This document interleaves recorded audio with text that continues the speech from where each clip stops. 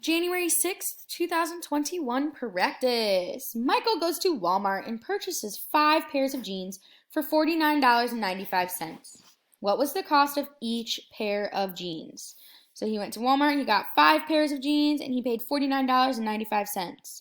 What goes on top? Money on top. So he paid $49.95, and he bought 5 pairs of jeans.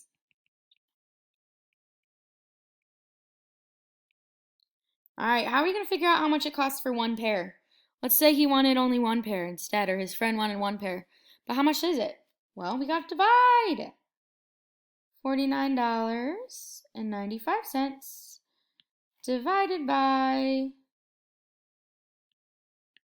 5.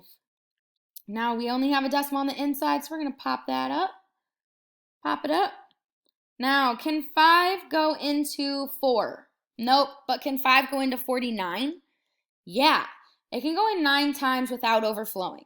5 times 10 is 50, so that's 1 too much, 1 too many. But 5 times 9 is 45. So I'm going to write 45 and subtract. And then 9 minus 5 is 4. 4 minus 4 is 0. And then we're going to bring down that 9. Again, we have that 49. Again, it can go in 9 times. 5 times 9 is 45. 49 minus 45 is 4. Bring down that 5. Look at that. How many times can 5 go into 45? 9 times. So 5 times 9 is 45.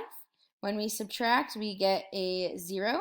So we have no remainders and nothing left to bring down.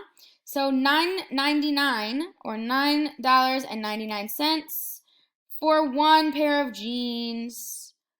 For one pair of jeans.